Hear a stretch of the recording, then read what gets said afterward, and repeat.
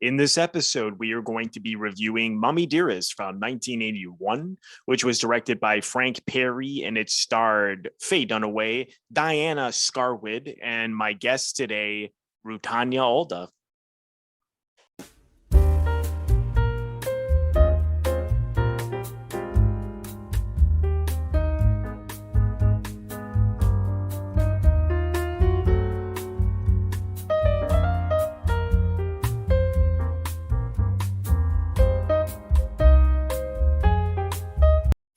Welcome to Robert Bellissimo at the Movies. This is a video podcast where we explore movies from all over the world and talk about how those stories were told on film. I want to welcome back very special guest Rutanya Alda, who is an actor, and she has appeared in over 100 films and television shows. Many of them are classics, and some of which are my favorite films. Brian De Palma's Greetings and Hi Mom, which also star Robert De Niro, Panic in Needle Park, The Long Goodbye, Scarecrow, The Deer Hunter, When a Stranger Calls, Rocky II, Amityville Part 2, Law and Order, and of course, Mommie Dearest that we're discussing today. So Rutanya, welcome back. Thanks for doing this. Thank you, Robert. I'm happy to see your handsome face. Thank you so much. No, it's good to see you again, because I know of course we did a great interview towards the end of 2020 about your whole career, and I know of course you wrote in length in your book here, which if anyone hasn't read it, it's a fantastic book, the Mommie Dearest diary that Rutanya kept while she was filming Mommie Dearest and dealing with personal issues at the same time. And I intentionally didn't touch on it then because I knew it was something that you've talked about so much. But I couldn't help it this time around because I've always loved this movie. And I saw it again recently, and I just thought I've got to talk to Rutanya about this film. So I've had just some various questions, and I just wanted to start off and ask you, because I remember in the book that you mentioned that you met Joan Crawford when you were working on Rosemary's Baby as a stand-in and photo double, and of course you even your voice appears in it, did voiceover for it. What was she like when you met her then? Absolutely charming. I think, but I suspect that she may have thought I was Mia Farrow because it was a scene in the little theater in the village that Mia, in the script, by the way, the scene was cut. In the script, Mia and her girlfriend go to see the Fantastics. And they're in the lobby, and there is Joan Crawford and Van Johnson. And they have an exchange, like Mia's character is a fan, big fan, and they have a little short hello, nice to meet you, and this and that, you're my favorite actress, or whatever the scenes were. But Mia was late. She was hardly late. They were stuck in traffic. I think she was coming back from Connecticut. So they were stuck in traffic. So Roman Polanski had me put on, because I did photo doubling also, the beginning of the movie up high when they're walking into the Dakota. That's really me walking with the other stand-in. Right. Photo double. So Roman said, Rutanya, put on the white coat, which is what she was wearing, and I'll shoot you from the back going in, and then we'll just be ready for Mia's dialogue in the lobby. So they set it up. I went in. They photographed me going into the lobby from the back, the hair and the coat, and then they said Roman left to consult with Bill Fraker, the cinematographer, about something. So I was just standing, and they'd filmed me going in, and I was just standing in the lobby, and Joan Crawford, came over to me and introduced herself to me. Hello, I'm Joan Crawford. Nice to meet you. And I was like flabbergasted. Why would she? But she didn't realize I was the photo double, and we were waiting for, because I had the makeup, the whole thing on. So I kind of stuttered, and because I was really stunned. I said, "Oh, Miss Crawford, I'm so happy to meet you. I've seen so many of your movies, and I just love your work and everything." And she smiled. She had extended her gloved hand to me. She was in this kind of tropical, not tropical, an animal print like a leopard, and with a beautiful hat and gloves, and really it looked stunning. And so then I left. Roman said, "Come back, Rutanya." And then Mia, we exchanged coats. Mia was there. Mia put on the coat, and then they went in and they did the scene. So I don't know if at that point Joan realized that I wasn't Mia, or maybe she thought I was Mia anyway. I don't know. But she was really charming. She didn't have to come over to me. Even if I was Mia Farrow, she didn't have to come over and introduce. It's the old Hollywood. They were polite. They were, they were gracious. That's the word, gracious, gracious. I mean, even when I was on John Wayne's set as a friend of somebody else, John Wayne didn't have to meet me at 6 o'clock in the morning, said hello, and brought me over to the food truck to make sure I had a good meal. I mean, who today, what star would do that? They barely show up for you. Right. For your close-up. So there was kind of, I think, the old Hollywood kind of embodied a kind of a graciousness. I think they were maybe trained, I don't know, to do that. The studios trained them. But she was certainly gracious to me. And even though she may have thought I was Mia, it didn't matter because she was very gracious and kind. That's, it's interesting because I was reading that Christina Crawford, she saw the film and she felt that this wasn't her mother, and she just thought she didn't like what she saw. And I'm not sure if that was more to do with Faye Dunaway's performance, because she was kind of keen on having Anne Bancroft. Do you know much about that? Like, because some of the charm, like as you said, like that she was charming, like you didn't see that in the film. Like she was just really, cruel, as you saw that cruel side mostly. Do you think, I don't know if you happen to know, was that mainly Christina Crawford's problem with the film? I'm not sure, but she just didn't like the film. She didn't think it was what she wrote. And a lot of times a writer will, of course, have that opinion. My feeling, well, not my feeling, I know Vivian Walker, the hairstylist, and Charles Schramm, the makeup artist, my makeup artist, because Faye dismissed them and brought in her own people. But they both worked about 6 or 7 movies with Joan Crawford. Right. And the big thing because I talked to them about, the big thing that they both said was she was absolutely wonderful to the crew. She would show up, she would greet everybody by name. Right. She was charming. She gifted everybody at the end of the film with something. She remembered people's birthdays. She would call. Vivian said she never forgot my birthday. She would call me every birthday and wish me happy birthday. And they did like 6 films with her. And the crew loved her.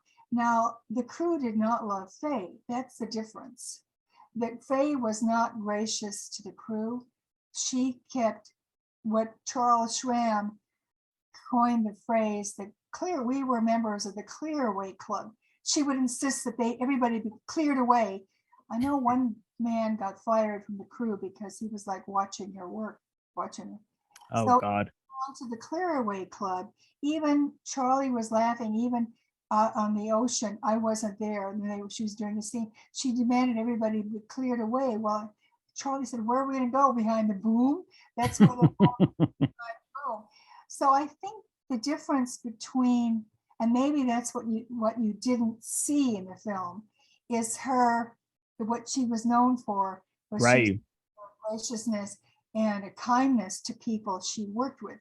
Now, what happened at home, I have no idea. Maybe that was a place to let off steam. obviously she was very controlling at home. Everything had to be a certain way. Everything had to be clean. I think she's known for that.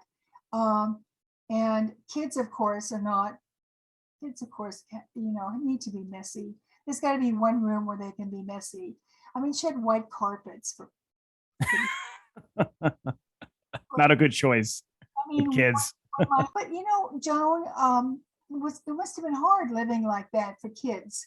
I mean, you can only demand so much out of children. They don't. Of course.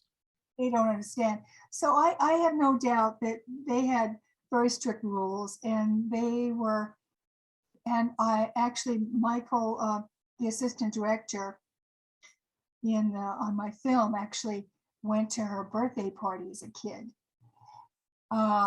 He said he was about 8, maybe 7, 8. And he said she was not allowed to come down to her own birthday party.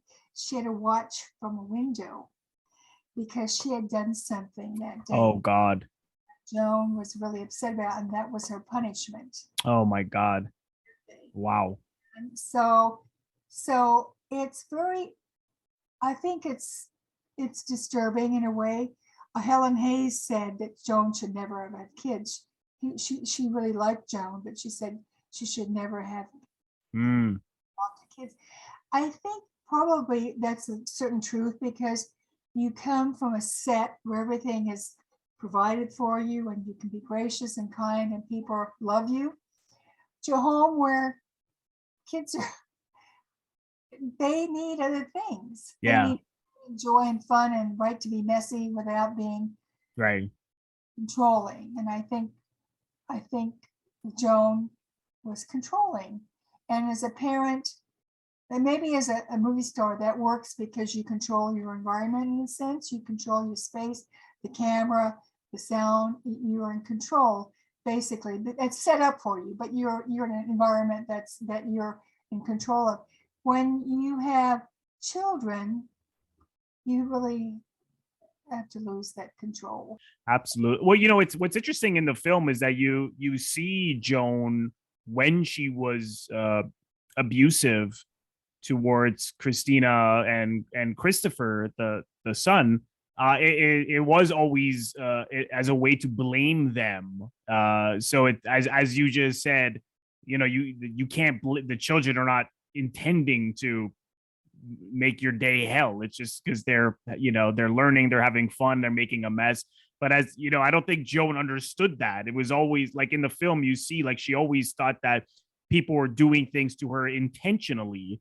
Like for example, when she gets kicked out of that school, and this is when Jocelyn Brando, that scene as the reporter, and right away, she tells Jocelyn Brando that, oh yeah, she was expelled, and Christina says, oh, I wasn't expelled. And then so she right away, it's like, well, you're trying to humiliate me. How dare you? And that whole fight starts, or even of course earlier with the cutting her hair, and she couldn't accept that she was just playing. It's like, no, you must be making fun of me. You must be doing this. So I don't know, obviously back then they didn't know much about mental health. I mean, who knows what she had?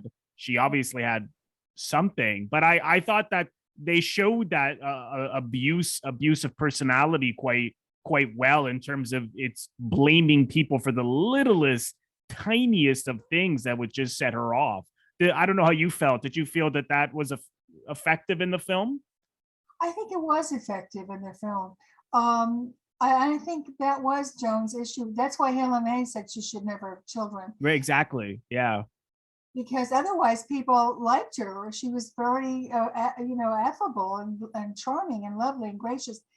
But kids don't understand that kind of control or those. Exactly. Even the eating scene where she kept putting the steak. Oh, right. That I believe those stories are true. I think that she had to control her so she would eat that meat because it was good for her. Right. But listen, my son didn't eat a lot of stuff. I said, well, later on you'll like sushi. So you played Carol Ann, of course, this woman who's, who I know that the Carol Ann was based on a number of different people who worked for Joan over the years. And of course, you had to, admire her and love her. And I thought you did that quite beautifully. And I was curious, as an actor, when you're working with another actor who's, as you said, Faye was so toxic on the set.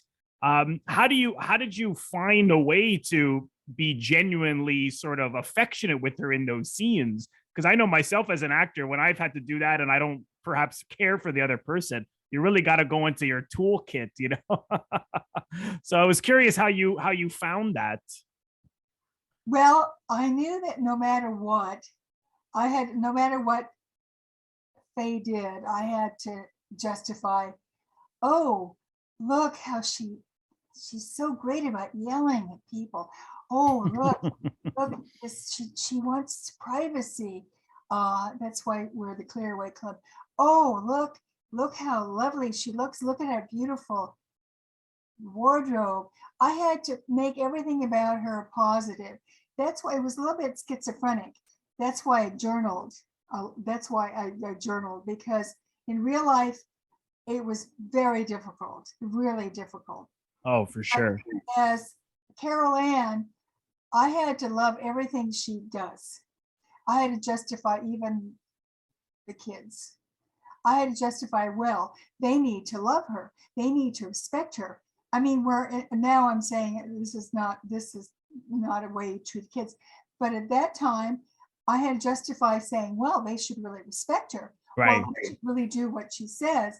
Oh, they should really, So I had to justify, like even when she slapped me hard, I had to say, well, she has to slap me because she needs to be really good for this audition. So but personally, as Rutanya, I thought, oh my God, that really fucking hurt. Right. It's like, but then I had to switch it around to the actress thing, where you justify everything that they do so that you're always in their corner, as Carol Ann is to Joan. Like Betty, I got a chance to talk to Betty Barker, who was the longest one of the 4 employees. She worked for Joan, I think, 25 years. So she was the longest one. And it was interesting because she really didn't want to reveal too much about her, but she just thought Joan was wonderful. She never had an unpleasant day with Joan. Joan was this, Joan was that. And I thought, well, Betty Barker is sort of Carol Ann. Yeah, sounds like it. Because she did not have one bad thing to say about Joan, and she didn't want to reveal too much. She was very tight-lipped. But she did, the way she talked about her, it was like everything was wonderful and Joan was wonderful and everything was terrific. So that's sort of how I had to approach Carol Ann. No matter what happens, she's wonderful.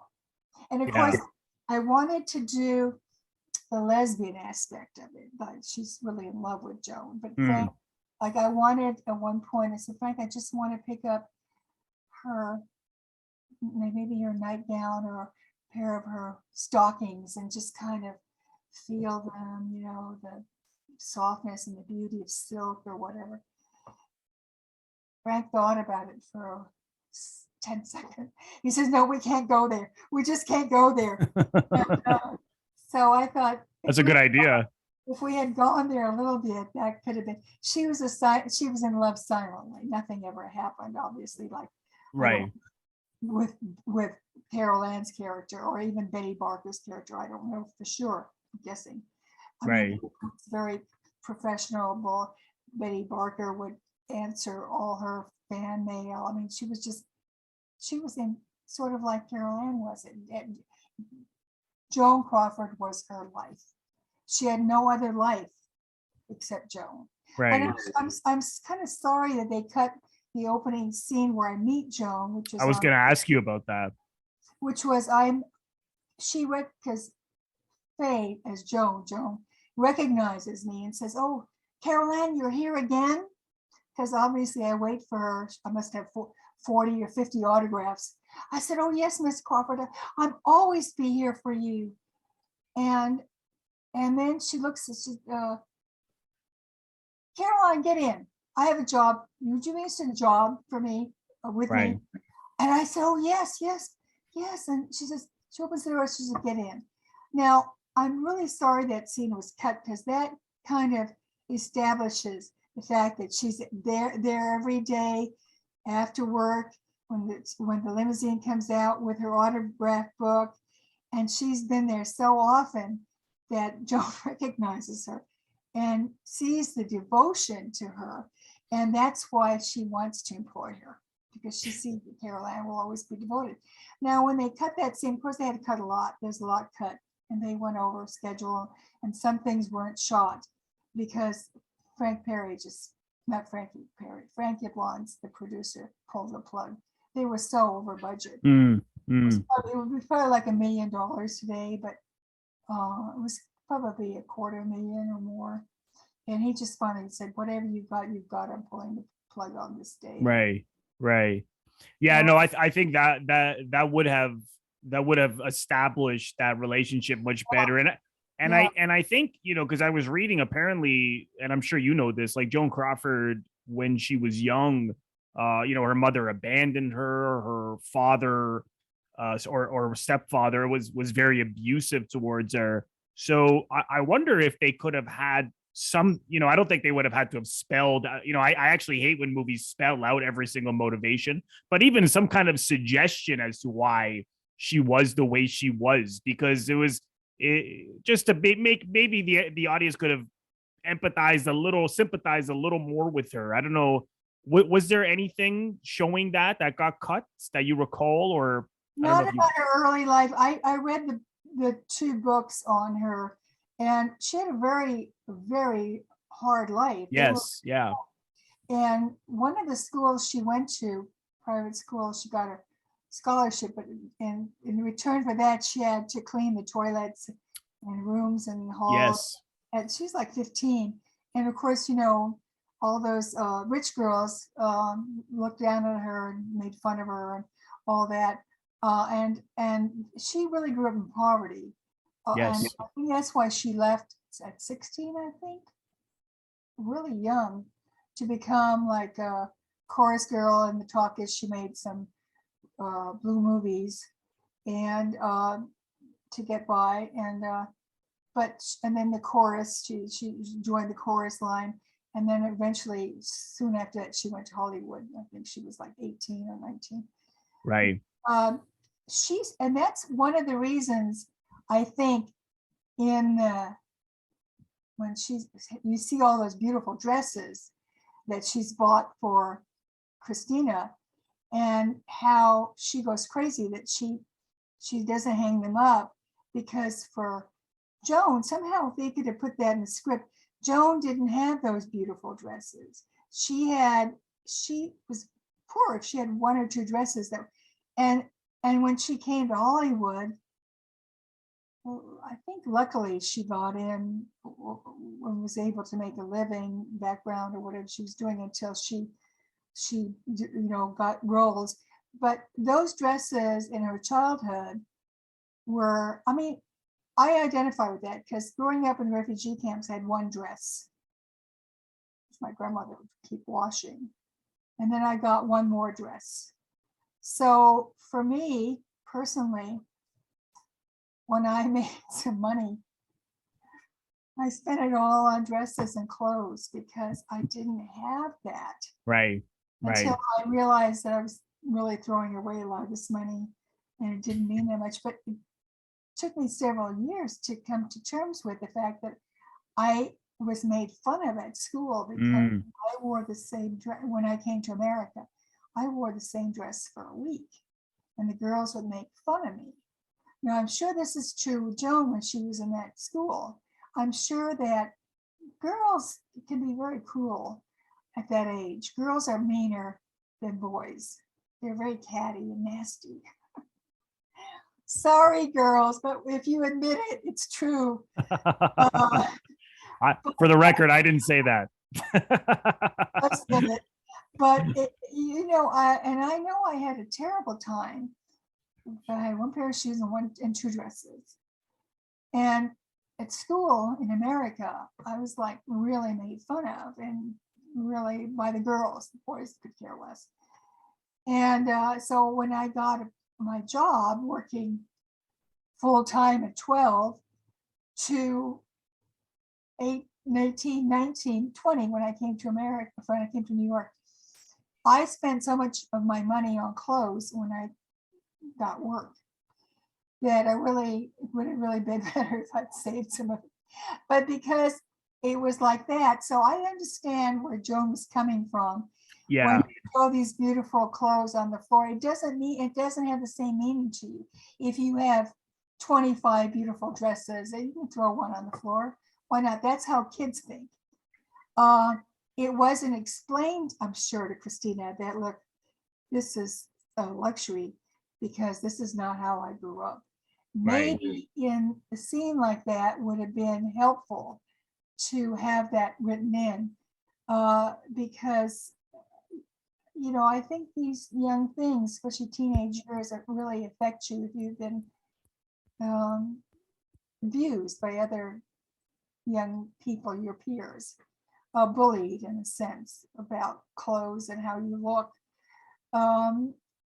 It can be very damaging. And I think, well, besides that era, Joan Crawford, when she went out in public, always looked meticulous and looked. And I think that's not just because they groomed you at that time to always look good when you're out in public. But besides that, I think underneath it all, she needed to look good when she went out. There was a need to be perfect. Yeah. Which and that also kind of that it makes sense why, like, having all those dresses on a wire hanger would have set her off in such a way. But I suppose because it's from Christina's point of view, you don't see the whys behind why Joan was doing everything, because Christina wouldn't have known. I was curious what Jocelyn Brando was like, because when I watched it again, you could really see how much she looked like Marlon. I mean, they had a strong resemblance. What was she like? Just lovely, just lovely. We had a lot of wait time, so we just talked. Yeah. And, she had been in a very bad accident, really horrible accident. Was in the hospital for like 2, 3, 4 months. And she told the story of, I think I put it in my book. She had her very good friend who was a hairdresser, because she didn't want to cut her hair. She had long hair. She put it up in a bun, and she didn't want. And her friend came for months and just by hand took all the knots out of her hair. And she was telling me that story of how much that meant to her, because then she still had her hair. She could put it into a bun. And then she said about Marlon, she didn't talk too much about him.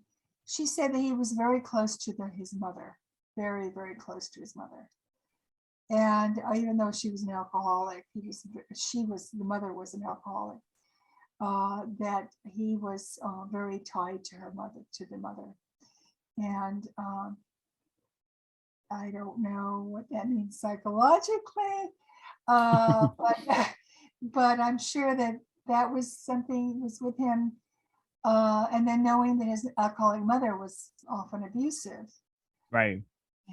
So, but she said he was really, that was his mother, he loved her so much. So you don't know, you'd have to be a more competent person than me to connect maybe how he could never commit to women.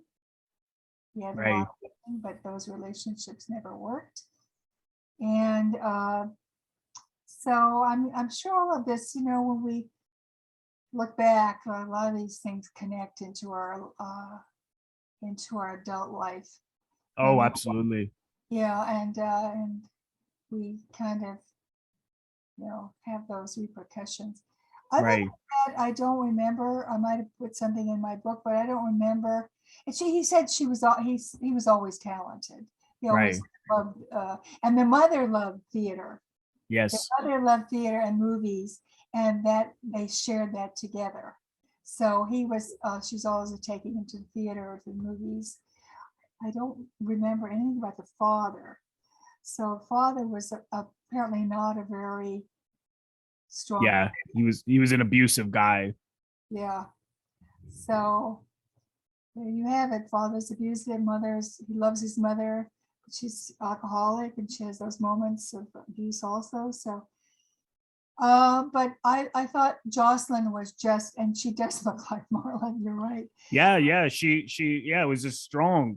There was a side Yeah. profile of her in the film at a Yeah. certain point, and I thought, oh my God, I mean, they look so much alike. Even when you see her when she was younger, like a film that she's in that I love is the Big Heat with Glenn Ford. Oh yeah. And wow, I mean, the striking resemblance. Yeah. No, yeah. So I was curious what she was like. It's interesting. This film, I always am perplexed as to why it has this camp reputation. Because I know that Paramount marketed it that way because people were sort of, going to the movies with wire hangers and laughing and stuff. So they capitalized on it. But I personally don't find it as very over the top or campy. I don't know how you feel when you see it now. Well, I haven't, I've done a couple of head of lettuce events down at the downtown theater, but not for the last 3 or 4 years. And head of lettuce is a brilliant comedian, and she would do asides to the film, and people were roaring with laughter. I think somehow it's in the lines, and it's in the over the top performance of Faye, and also I think it just it took off in a whole way that, believe me, they did not expect. Right. No, I know. Not ex- I know that Frank, the producer, Yamblins, I believe. Yablon, sorry. That he sued Paramount over the way they marketed it. Just he was appalled that they made it into like a campy comedy, and he was like, "No, this is a drama. This is a story of abuse," and it's really interesting how it's turned this way because I don't even find Faye Dunaway particularly over the top. A couple of times, yes, like the wire hanger scene and the tree cutting scene, a little bit. But then again, I think, well, look at the situations. I mean, she gets out of her contract by Louis B. Mayer, and she's all of a sudden cutting trees down, and these are extreme reactions. So I sometimes wonder if maybe people are blurring the performance with the situations and thinking that it's Faye who's the one who's being too large. Because I actually think that she's really good. I know that she perhaps didn't have as much of the charm that you experienced when you met Joan, and other people have said, including Christina, that she always looked really kind of like angry in the film, so perhaps someone like Anne Bancroft could have brought that in, but I don't find her too over the top. I don't know what you think in general. I know it's hard because she was not the best to work with, but objectively I was curious what you thought. I think she's wonderful in the movie. Yeah, me too. She's really wonderful. She chose that. Believe me, it was her choice, not tries to blame it on Frank Perry. But she came in with that choice and she went with it. And it was powerful, very powerful, her work. My sad thing is that she doesn't own it. She should say, look, I'm fucking great in this movie. Yeah. She should own it and say, that's and just say this is like nothing I ever did before, and it was in my body of work. This is unique, and I love myself in this movie. Now I know she did like herself in this movie before she denied it. Right. As I went to, she did a play about a year after the movie on Broadway. I forgot the name of it now, but I went to see it. And I was one of the few people that was allowed in the dressing room afterwards, after the play. And she said, oh, I'm going to get an Oscar nomination for this, but I'm not going to win because it's too controversial. So I think she, just by what she said, she was expecting a nomination because she thought her work was really good. And I think her work was really good. I agree. I think it's an incredible, I think it's amazing. It's Yeah. like, it's like every bit as Shakespearean Absolutely. as the big Shakespearean plays. Almost like a Medea. It's like and she committed herself to that, and she did it, and I think she's fabulous. The film at times, and I think it just kind of organically happened, but I found myself chuckling a couple of times because there's a sense of irony every now and then, particularly when they're rehearsing, when you're rehearsing for her screen test, for Mildred Pierce, and she slaps you, and then the line is something along the lines of, oh, you don't know how much it kills me to hit you. And then they cut to Christina, the little girl, looking at her like, yeah, right. Like, I couldn't, there's something funny in a dark way about that. Or even the steak scene that you mentioned, like, I mean, that's not funny, that what she did to her daughter, you know, made her sit there all night and then gave it to her the next day at breakfast and made her bring it to her room. But then when she finally gives up, and then Joan says, why must everything be a contest? I couldn't help but laugh, you know. There's some great lines in this. Absolutely. And they are, it's like every, that I really love that line. Why does everything have to be a contest? Because that's what it is with kids. Exactly. Sometimes. And you got to choose your battles. Exactly. Eventually, just not worth that battle for that. But I think there's some very funny lines, but I think that's one of the reasons why this film, well, it's become great with the gay community. They really embrace it. They embrace it now. So it's become a cult film. It has legs. Like, what other movies have these kind of legs, and they're following, and people still follow it. People see it over and over again once a year or whatever. So, I mean, there's something about this film that really attracts people. They want to see it again. Yeah. It's very, I don't know what it is. It's so captivating. It's just a combination of the characters, the performance, the story, and even the production design. That house, I mean, everything is so grand and you know, larger than life, and even her rituals in the morning when she wakes up, dunking her face into ice, and I don't know, there's just something, as soon as it starts, I'm totally, it just draws you right in. So I'm not surprised people just, you know, yearly watch this film, because it's strong. I find it's very powerful. You know, bringing up her rituals that she does every morning, she's very disciplined, and Joan Crawford was very disciplined. Mm-hmm. So I wonder if that kind of, she expected that discipline for herself, and then she expected that discipline for little kids. Probably. You're too young. You're way too young. Yeah. You're just too young. You don't understand it. You don't understand it and why. So I wonder if that carried over in how she treated the kids. Also, I think when she was at work, she had to be this gracious, wonderful person, because you don't want to get a bad rap with people that you work with, especially in that era.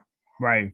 So I wonder if the stress of just having to always be perfect, that you release it in the ones you love at home, that you take it out on people at home because you can't take it out at work or in public.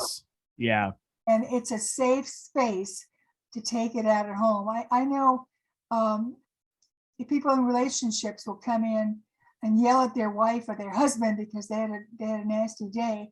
They kind of vent at them because in the end, they can apologize and all of that stuff. And hopefully that person will accept it if it's not too much all the time. Right. Because there's consequences when you do it at work, right? Like you could lose your job, or like you see when she's with Louis B. Mayer in the film, even though Louis B. Mayer is, you know, when he insists on her having dinner with her at the restaurant, like you see that she's not happy, but she doesn't get mad. She doesn't say anything. Even when he lets her out of the contract, at first he's praising her. Oh, there's no one like you. And then the next sentence, well, you're getting a little older. Sorry. You know, your box office poison. And it's like, oh, but she never gets mad. You know, she never gets mad at anyone other than the people at home, as you said. Yeah, because, and especially during the time when she lets go, she thinks her career is over with when she lets go, she's let go at MGM.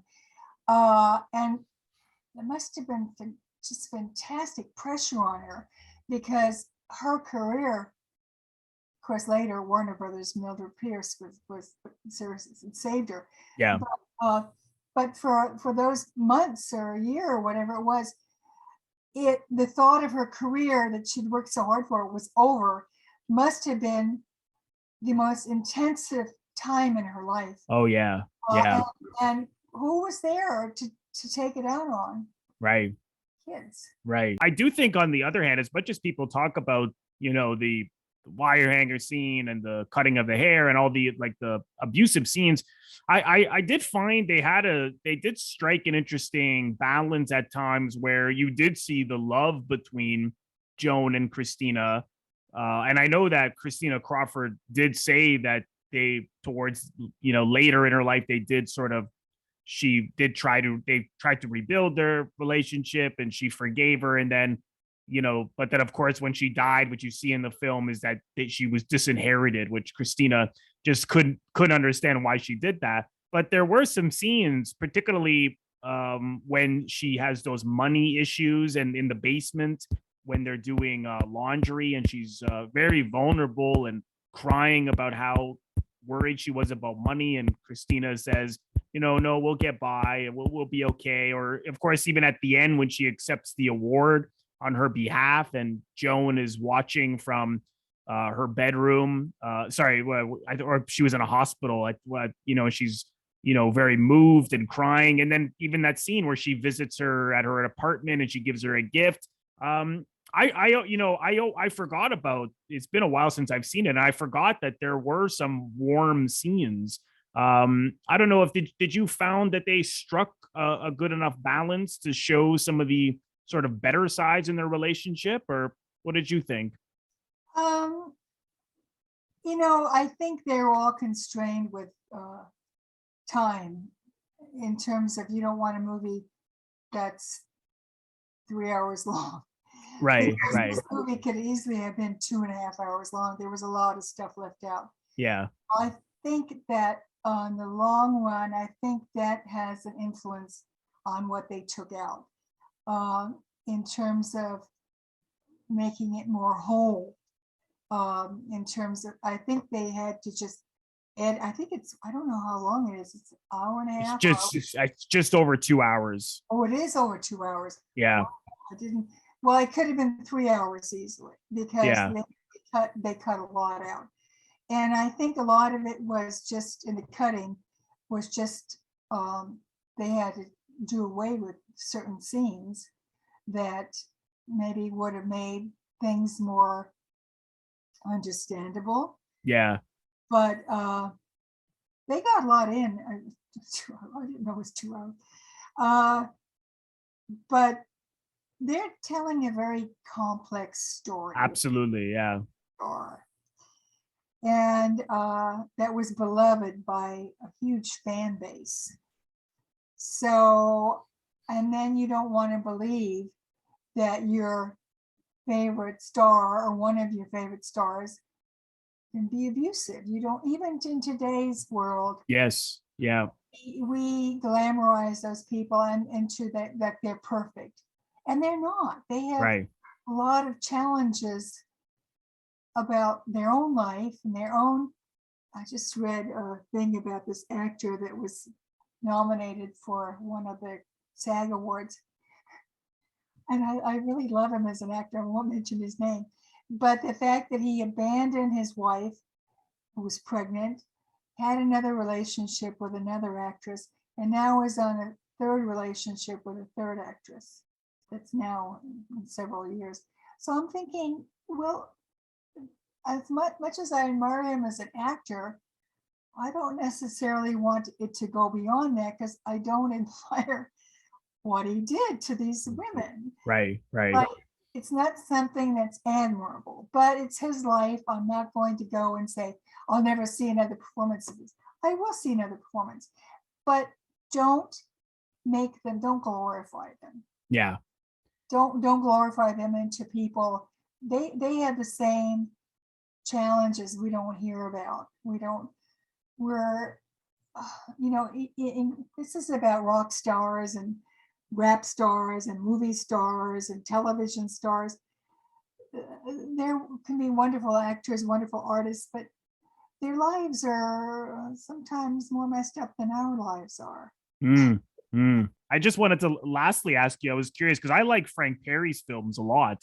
The Swimmer and Diary of a Mad Housewife. And I think he's a wonderful director. What was he like? How did he work with actors? Did he give you a lot of freedom, or was he specific with what he wanted, or what was he like? Also, David and Lisa. That was his first claim to fame.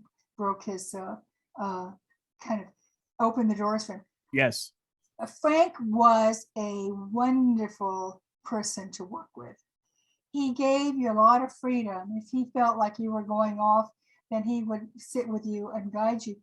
But he always thought that your first take or two were the best ones. He didn't want to over-rehearse people, because he said, I believe you're going to get it in the first or second take. Otherwise, we have to work on it. But he believed that the truth was in the first and second take. Also, he's one of the few directors that I didn't have to audition for. I went to his apartment on Park Avenue. I mean, he had everybody scheduled like 30 minutes apart. So you didn't see the other act when you left, the other actor, what you didn't see was coming in for your part. But when I met him, I just talked to him. We had a conversation about a lot of things. And I didn't have to read for him. He didn't read anyone. He went with his gut instinct. That's rare. Yeah, that's like unheard of nowadays. They make you audition to the kazoo.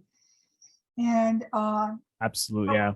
He trusted the actor. When he hired you, he trusted you. Like I didn't have to audition for him either. He just said, I just trust you. So actually, all of my takes were 1 or 2 takes. That was it. Because he felt he got it. If he got it in the first take, he said, I got it. Because sometimes I would ask Frank, well, what if he said, no, I've got it. Trust me, I've got it. If I didn't have it, I would. He would tell you. And that's how he worked. He felt like you were more truthful in the first take or 2. Right. I don't think I ever had more than 2 takes with him. Wow. On what I did. And he loved actors. He really did. He just loved actors. He loved the whole process. So that's good to hear. Yeah, no, because I like I said, I think he's a wonderful filmmaker. I hope more and more filmmakers or screenwriters or DOPs or even actors look back. I mean, a lot of his films are really underrated. I Play As It Lays and David and Lisa. I'm just looking at his filmography. He was really great. But so that's good to hear that he was good to work with as well. I know you talk about him in the book. And again, the book is called The Mummie Dearest Diary, which is not just about Rutanya's diary when she worked on the film, but also about her early life in Latvia and working with so many great filmmakers in her early life in career in New York. And it's a really great book. Where's the best place for people to find this? Is it pretty much available anywhere where you can get books are sold, pretty much? Amazon, Amazon.com for sure. I think maybe Barnes and Noble has it on their website to order, but for sure Amazon is probably the best price. Okay, great. And can you tell us a little bit about what you're working on now, the film you're working on now? Well, the film I'm working on now is called USA, the Land of the Mustaches. And it's about my early life as a child. It's told from a child's point of view of growing up in refugee camps post-World War II. And it ends with coming to America. But people may not realize that after World War II, there were 12 million refugees. The Allies were not prepared for that number. So the conditions growing up were very difficult. We lived in bombed out buildings. Food was very scarce. There was a lot of hunger. But through the child's eyes, you see a scope of what they see. It's told. So some things are funny and some things are just told, like when the person lies down on the tracks and commits suicide, woman who's haunted my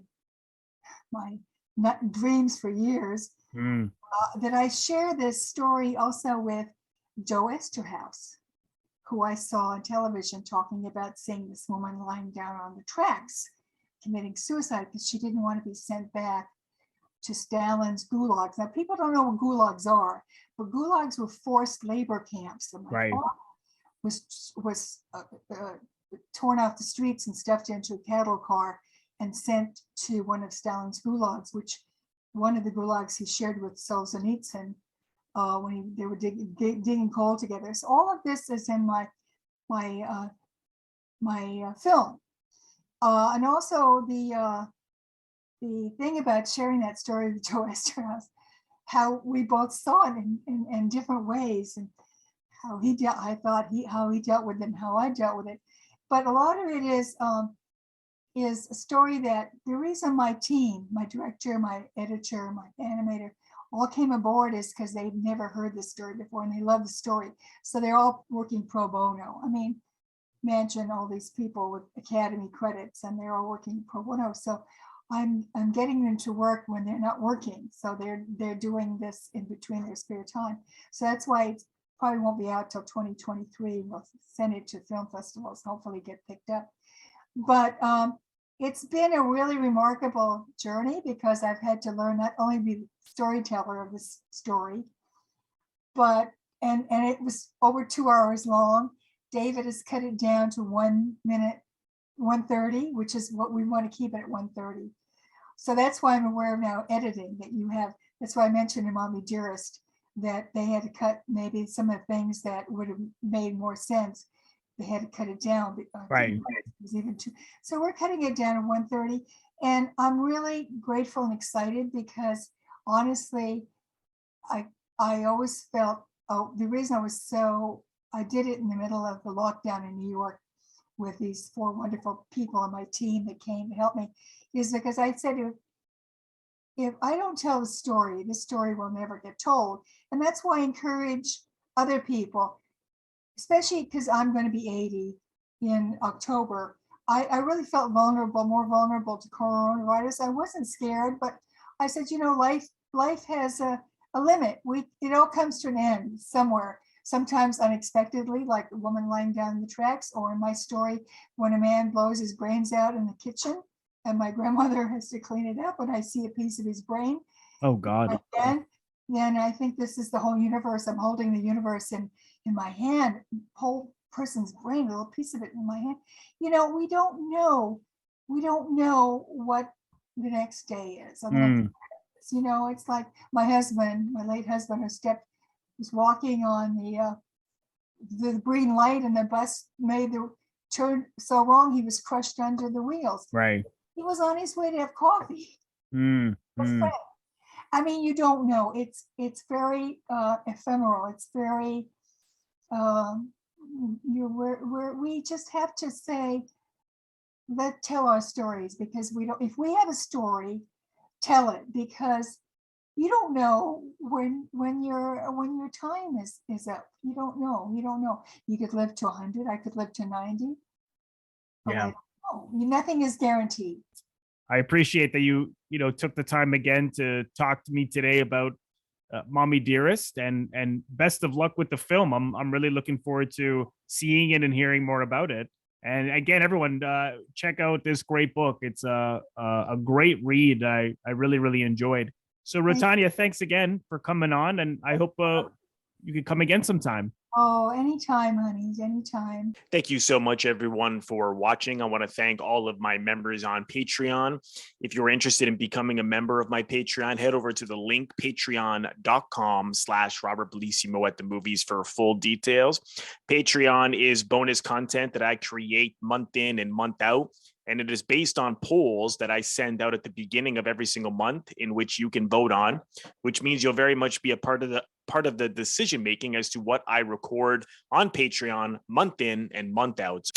So head over to the link for full details. If you are currently listening to this on the audio version of the podcast and you've run out of episodes to listen to, head over to the YouTube channel where every single episode that I have ever recorded can be found, youtube.com/Robert Bellissimo at the movies. And lastly, if this is your first time here, please consider subscribing to my channel by pressing the Robert Bellissimo at the movies logo. You will see it floating above my head in the top left corner to your top left. Just click on that and then click the bell in order to get a notification every time I release one of my new videos or when I go live. Thank you so much, everyone. I will see you in the next episode.